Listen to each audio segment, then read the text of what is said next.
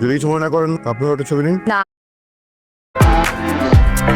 আমি আসলে ছবি তোলার ব্যাপারে খুব একটা কমফোর্টেবল না। কিন্তু কিছু নেই। অত্যন্ত দুর্ভাগ্যজনক বলবো কিনা, উনি সিরিয়ার একজন না সিরিয়ান না সিরিয়ান ব্যক্তি, হ্যাঁ একজন সিরিয়ান ব্যক্তি। উনি আর ফ্রেন্ড রিকোয়েস্ট পাঠাইছে, অ্যাকসেপ্ট করেন না কেন? ঝুলা রাখছেন কেন?